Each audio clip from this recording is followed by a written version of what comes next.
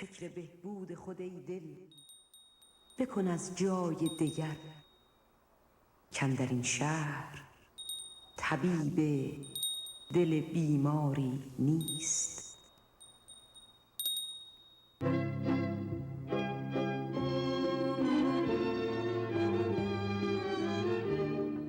The word for breath and wind is the same word for spirit in many languages. In Persian poetry, this word is nafas.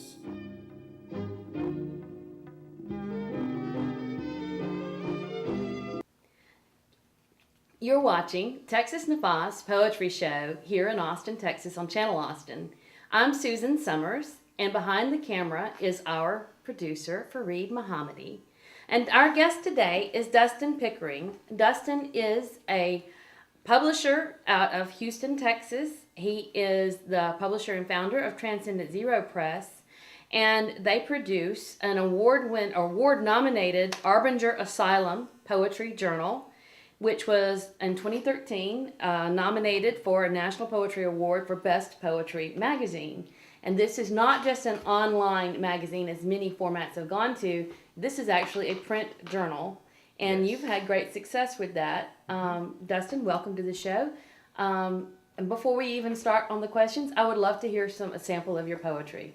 Absolutely. My chapbook here, The Vanishing Point, which is included in the Daunting Ephemeral, has, to me, some of my most deep spiritual kind of poems, so I'm going to read a couple of those. My deepest rays concealed.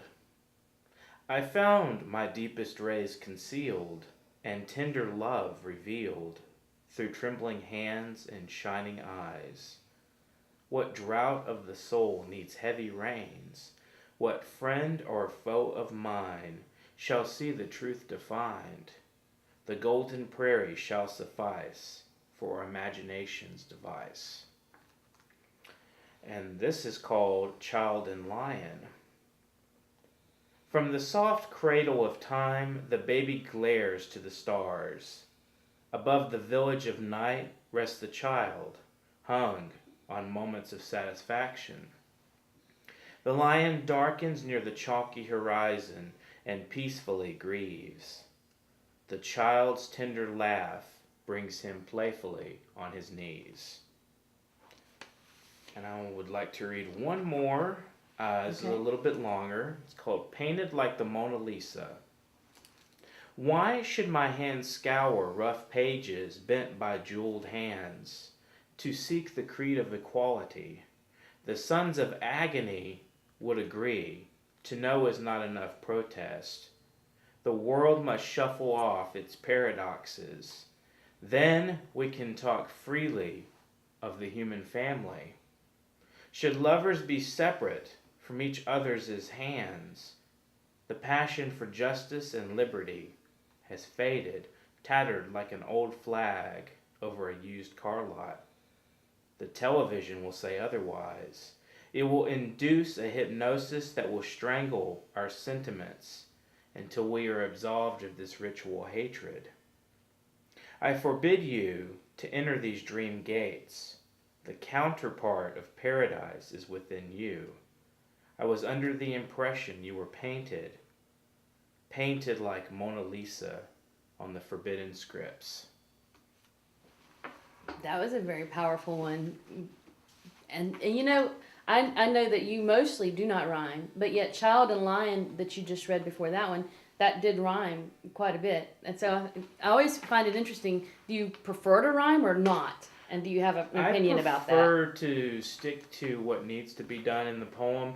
If it accentuates the thought and feeling presented in the poem, I say rhyme it or rhyme internally, rhyme on the end of the word, whatever. But other than that, I generally just write a kind of loose free verse. That's the approach I normally take. Okay. Now, for people to find you, Transcendent Zero is on Facebook, I know. Right, there is a page at and Transcendent Zero Press. Does it also have a website? Yes, that's www.transcendentzeropress.org. Okay. And for yourself personally, is there? website? I believe there's one. I think it's DustinPickeringPoet.com, and it's Okay. a WordPress site, or maybe there's something online. If you look for my name, Dustin Pickering Poetry, it should be there. Okay, fabulous. So people can find you, and you're always taking submissions for Harbinger Asylum. Correct. So I want to throw that out there. If you have something a little edgier, usually, you take all kinds of things, really. Right. I'm not too peculiar. The site, the Transcendent Zero site, will have samples of what we've published, a big variety that kind of gives you an impression of the character of the journal and the kinds of other people who have sent us submissions. Okay. Well, you were talking about you've done a lot of free verse, but you shared with me that you've done some sonnets recently. Yes. I would love to hear those. Well, I will bring them out for you. This is called Hymn to Solitude and Invocation. Entangled with eternal ecstasy, I plan a flight into adulterous shame. My word I shear of all desired fame, for fear of peril to my honesty. What virtue grants, I sing in poetry. I withdraw to solitude, begging frame of my own fragile heart in love's meek game. All decried chance is foreign frivolity. I am free at once of youthful dreaming. My muses o'ercome the angsty noise of report, snobbery and gossip's fruit. Silence is my late return to being. For now I sleep only in beguiled choice. What is distance from the usual suit? What form of sonnet is that? Italian, That's- Petrarchian, yeah. Okay. I'm trying to write a series that it'll probably be about 20 sonnets of the same theme in the same form. Okay. This is called In Praise of Elucidation, Failure. Frequently I appeal to dreams or thoughts that I become fragmented by deceit. The spirit turns me away from the fleet of droning mischief and dolled up rot. Golden-hued reward and love is caught and left to scavengers on the warm street. Without torrid trouble, life is bittersweet. Lust is my teacher if I am well taught. 'Tis true that God's gifts are not taken back. My senses stay my poor heart from silence. To think, glory is choice without errors? I doubt, and no mistake is drunken tact. I will stand in praising dark defiance, as long as the world has willing hearers. And that one's called Failure. And this is in praise of elucidation, success. Okay. What garden of desperation bears love when love strikes at the very root of life to give solace or vision to one's strife? Does the seeker get lost in truth above? Do tough men falter when they have enough of wild thinking sharp as the dullest knife? Leave the endless patterns to come alive, because they will form diamonds in the rough. How can I realize my vocation now? Should I look to the distant muse of moon? I am holding my tears of sweet memory and thinking my own aimless thoughts aloud. Does this vision from my hand come too soon? But such still life is not for you or me. Those were all three very beautiful. I think the last one is my favorite of that set. And 20 sonnets? I'm That's going a to lot give of it a work. shot. I don't guarantee it yet, but I'm going to probably put a little Oh, you book can do together. it. I know you can. I wrote those probably 2013, and I read some rough draft versions of them for public poetry in 2013 in Houston. In Houston, public poetry in Houston. Mm-hmm. Which brings me to, you do a lot of public performances? I read at open mics that when I host open mic Yes. and a featured poet, I read there.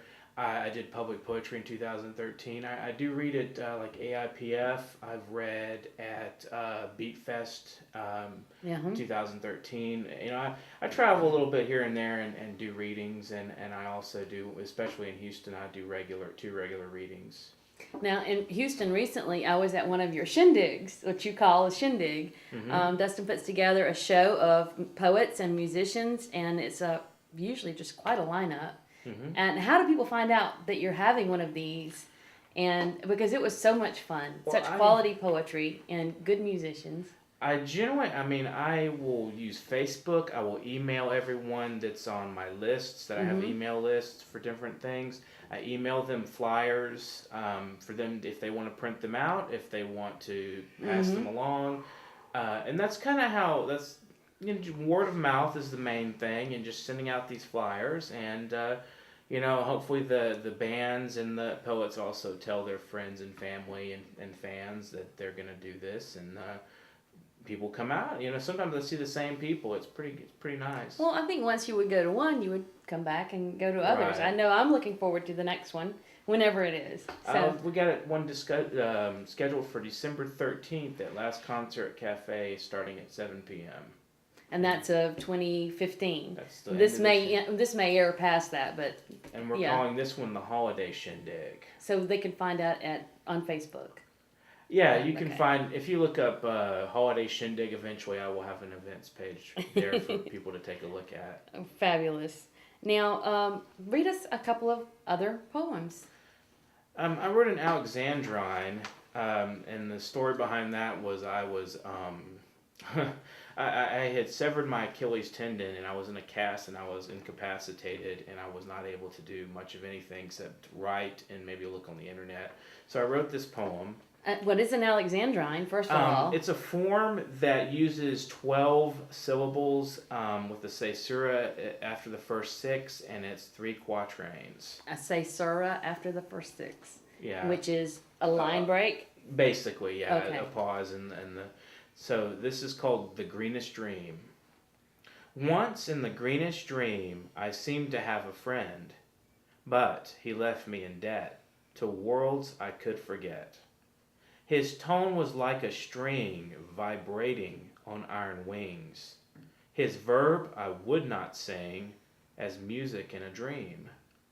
When he left the globe, the promise I composed was forgotten by him, whom I could not forgive. The night crawled in my ear, leaving dread and cold fear. And deeper will I crutch, memory is my crutch. My mind cannot receive the blessings of a dream. His face is burned in me like deadly poverty. Condemn his ways to see my own delightful beams. Reluctance is not green. It only seems to dream. Your writing style, I think, is very specific. I see you allude to things without saying exactly, and leave it to the reader to figure it out. And different readers may have different interpretations. I think that's a lot of depth that you bring to your poetry, and I really appreciate it. It's not something I have. I'm working on it. So, but I like that quality that you do bring. And, you do write a lot with a lot of depth, a little darkness, and a lot of loneliness in your poetry. Do you ever write anything lighter? I'm not a big fan of humorous verse, like Ogden Nash or, Well, even if it's not humor, just something like pretty spirited flowers, or pretty maybe. and nice.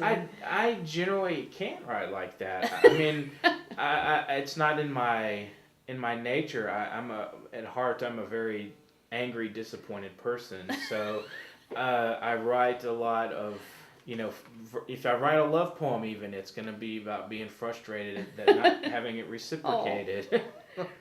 And he says he's angry and disappointed. He's genuinely one of the nicest men you could ever meet. Right. So we'll try spending a time alone. Like 4 days, no one calls. Oh. Nothing. It's pretty hard. Oh. But it gets you in your in your head in too your much. depth. I mean, you pull back and you pull all that fire out of the sky from the gods, and you write it, and you say, okay, there it is. Wonderful.